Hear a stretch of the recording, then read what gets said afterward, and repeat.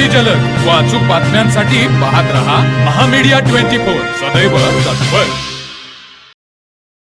तळंगे गावाच्या हद्दीत असलेल्या अनेक कंपन्या मोठ्या प्रमाणात वायू जल प्रदूषित करत आहेत। 2 दिवसापूर्वी झालेल्या वादळी वारा व अवकाळी पावसाचा फायदा घेत न्यू मेल्टिंग सेंटर फाउंड्री प्रदूषित धूर सोडत असल्यामुळे संतप्त झालेल्या ग्रामस्थांनी सदर फाउंड्रीवर चाल करून फाउंड्रीच्या प्रशासन अधिकाऱ्यांना चांगलेच धाऱ्यावर धरले।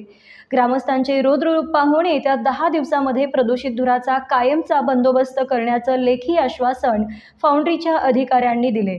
हातकणंगले तालुक्यातील तळंगे गावाच्या हद्दीत असलेल्या पंचतारांकित औद्योगिक वसाहतीतल्या न्यू मेल्टिंग सेंटर फाउंड्रीच्या प्रदूषित धुराला तळंगे ग्रामस्थ अक्षरशः वैतागले असून फाउंड्रीच्या बॉयलरमधून बाहेर पडणाऱ्या काळ्या राखेने स्थानिक नागरिकांच्या आरोग्यावर गंभीर परिणाम होत असल्याने संतप्त झालेल्या तळंगे ग्रामस्थांनी फाउंड्रीवर चाल करून न्यू मेल्टिंग प्रशासनाला चांगला जाब विचारला।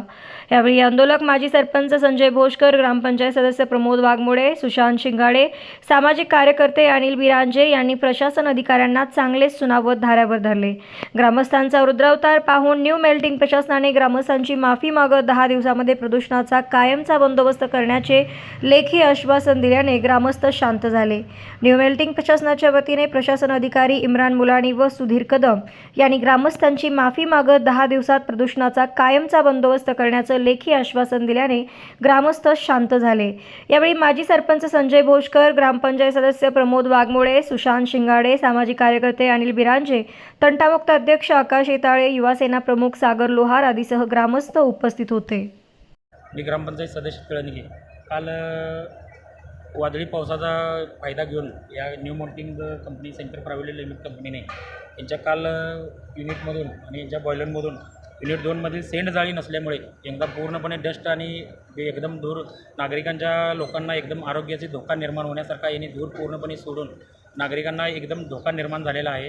त्याबद्दल या कंपनीमध्ये आज येऊन यांची माहिती घेतली असता त्यांनी आम्हाला 10 दिवसाची मुदत दिलेली आहे। 10 दिवसामध्ये पूर्णपणे ओकेमध्ये करून पूर्णपणे आम्हाला पुन्हा एकदा कळवतो म्हणून सांगितले आहे। 10 दिवसाच्या आतमध्ये जर यांनी नाही उपाययोजना यांना नाही केली याबद्दल रितसर कारवाई आम्ही करू, फौजदारी गुन्हा करू आणि इथं उपोषणासाठी आम्ही बसू, नागरिकांच्या जीवाच्या याच्यासाठी आम्ही उपोषणात बसू। तर मग चला सबस्क्राईब करायला विसरू नका महामीडिया 24 न्यूज चॅनलला। महामीडिया 24 सदैव तत्पर।